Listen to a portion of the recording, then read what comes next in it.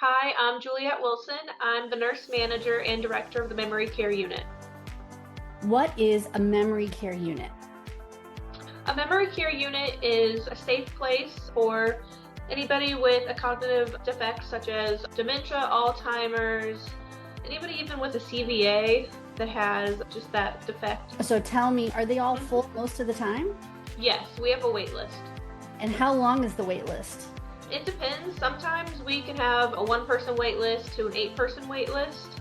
Gotcha. And so the memory care unit at Knollwood, is it attached as a building or detached, or how does that work with Knollwood? Our memory care unit is connected to Knollwood just by double doors, connected to the assisted living, supportive living side of the building.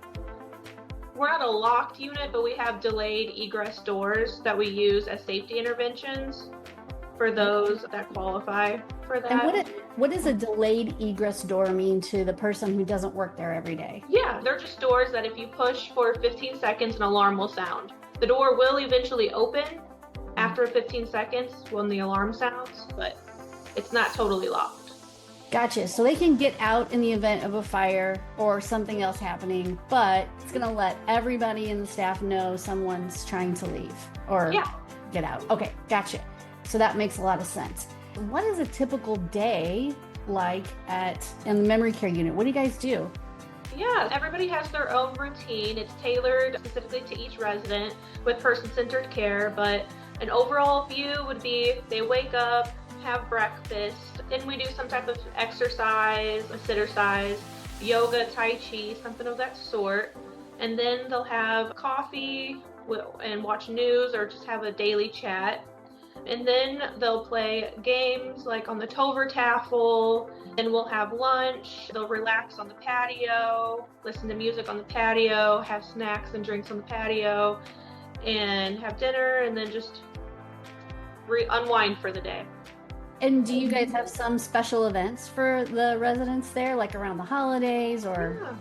Yeah, we have holiday parties. We just had the big 4th of July event here with the fireworks. We have music therapy and pet therapy. Oh, nice. Music therapy, pet therapy is once a month, every Saturday of the month. And we have somebody that comes in and does yoga Tuesday, Thursdays, and Saturdays. And we have somebody that comes in and does Tai Chi Wednesdays and Fridays. Okay, so tell me about the severity of dementia. Can the person who has dementia go from maybe a stage where they're not able to live in the supportive living, they transition over to memory care, and do they stay there until the end of life? Yeah, we've had quite a few residents that lived on the supportive living side of the building for years and eventually have transitioned over just due to mainly safety reasons. We just want everybody to be safe. And we still have residents that are still over here that have been living over here that have moved over whenever the unit opened. Wow. Yeah. That's great. That is great. So they are long-term residents and they didn't have to move buildings. They did have to move buildings, but they didn't have to move across town. They got to stay there where they interact and they're in the same location with all the people they've probably known or gotten to know over the years. So that's great. What are some things that music therapy does? Do they listen to oldies, or is it by headphones, or do they just play some music? Yeah, so we have a music therapist. She's came a few times. She'll be here next week. She's employed with residential hospice. Her name is Hannah Fisher. She comes in, she sings songs, she brings guitar, she brings tambourines. It's really hands-on with all the residents. It can also be one-on-one for those that don't want to leave their room. Not everybody's an extrovert. Some people want to stay in their rooms. So she does come and she'll go into their rooms, and it depends. She also brings hands-on pamphlets on music, old musicians, new musicians. So whatever the residents want to listen to, she'll sing with them. She'll pull it up on her phone if she doesn't know the song. So she'll try her best. That is really nice, because I'm sure there are some oldies that they loved that bring back a lot of old memories for them, that music seems to touch us in a lot of ways that just talking to someone can't. They can remember old tunes from back when they were teenagers, but don't know what they had for breakfast today. Yeah. That's awesome that you guys provide that. Yeah. So let's talk about challenging behavior. When someone has a challenging behavior, How do you guys handle that? Do you redirect them, or what does that look like? Yeah, obviously we redirect and we try to see what need isn't being met, because usually when there's behaviors, there's a need that's not being met, whether they're hungry, they want to go to the bathroom, they're looking for family, they don't feel safe, they want to change their clothes. We really dig deep to figure out what the main cause of the behavior is. And one good thing about Knollwood and Memory Lane is that we have retained a consistent team of caregivers since we opened the unit. Nice. Yeah. So each caregiver knows each resident's tailored routine. They understand triggers and their little quirks and needs. So everybody. Great. I would say the caregivers have built trusting relationships with all of the residents.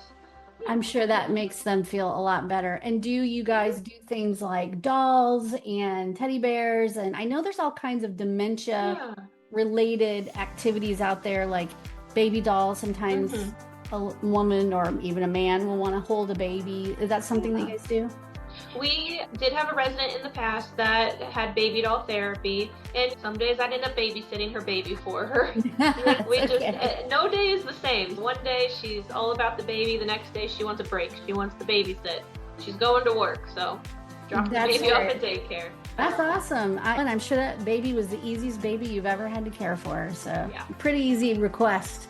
Yeah. That's great. And is there any other thing that you find that memory care at Knollwood serves that just traditional nursing facility just doesn't? I feel like the continuity of your caregivers being the same ones for a long time, that's really special. Yep. And we don't have agency staff at all, nursing or CNA. Everybody, all the staff members know the residents. That's great. That at the end of the day, it's like we're family. I'm sure that their family members also feel much relief in knowing that it's the same crew all the time. Yeah. That's great. What about visiting hours? Let's talk about families. Can families come in at certain times? Yeah, we really view Knollwood as their home. We say these are their apartments, they're not their rooms. So we don't have designated visiting hours. If a family wants to come see their family member, they can come. Yeah. They can come at any time of the day. I recommend during waking hours, but 2 a.m. is not going to do much for you, but 2 p.m. might be a better time of the day. Yeah. Some residents seem to visit better with family in the evening. Some seem to visit better during the day. So families are encouraged to participate and come out. What about doctor's appointments? Does a doctor come in to see everybody, or do you take folks out to go see physicians and things like that? Yeah, we have a nurse practitioner with Gerio Primary. She comes to see residents on a 3-month basis and as needed basis. She's in the facility every 2 weeks. We also have a podiatrist that comes quarterly. Nice. Yeah. And do they get their hair done or just, basic showers, or how do you guys handle that? The staff, we have a shower schedule and it just goes by needs, whatever the resident needs. And some days, maybe they don't want to take a shower on Tuesday, we'll do it on Wednesday. Sure. So with whatever the resident wants. We also have a beautician on site here at Knollwood, and she's here every Thursday. She does perms, cuts, dyes. That's nice. Yeah. That's great, because I know whether you remember what you had for breakfast or not, you might remember that you'd love to have your hair done. Yeah. You might feel better. Yes. I always feel better when I get my hair done. Thank you for talking to us about the memory care. You call it Memory Lane? Yep, we call it Memory Lane. Perfect. That's so nice. Okay, so you mentioned to me that you all do dementia training. So tell us all about that. I am certified through the National Council of Certified Dementia Practitioners. And what that means is I am a certified Montessori dementia professional, and I am also a trained trainer. So what that means is it helps me train the staff to give more individualized care. And it just gives them a hands-on experience with the staff for that individual outlook. And I'm also a certified dementia practitioner. Oh wow, great! Yeah, that's nice, because dementia care is, even though we see a lot of folks with dementia, it really is a very specialized way of understanding how they don't see as well as they did. They're not hearing you as well as they did. They may not even have the right feeling in their fingertips that they used to have. So understanding the aging process and dementia on top of that is really, so I'm so glad you guys do that. Yeah, the Montessori approach is really, just to summarize it, it's individualized for everybody. It's a hands-on approach, and it just promotes as much independence as possible. We take whatever their strong suits are and we focus on that. For example, in the past, I had a nonverbal dementia patient, and she could not express any needs, but you know what she could do? She could play the piano. Wow. So she would play the piano at any time, and you could just tell that just brought out happiness in her. That is so nice. Yes. It'd be so lovely to hear. Oh my goodness. Yeah. And tell me about The Tover Taffle. the Tover Taffle. I have no idea what that means. Tell us about the Tover Taffle. Okay, the Tover Taffle has simple games that promote meaningful play. Games are specifically designed for those with dementia and can be individualized or for a group. For example, level 1 is observation only, level 2 is observation and holds attention. Level 3 is memorization games, which end with a reward. 4 focus on thinking, reasoning, and you can make mistakes in those games. Level 5 is planning and decision making. So each level of care and stage of dementia, there's a level of games. Gotcha. And you can involve everybody in the games. There's music games, matching games, memorizing. There's a lot of music games. Everybody seems to like the music games. Yep, I bet they do. I bet they do. That's probably really fun for them. Yeah. Great. Yep. Music is what it's all about sometimes in the dementia world. It just really has an effect on our brains and our souls. So that's awesome. You guys doing a lot with music is really great. That's a meaningful part of their lives. And so that's awesome.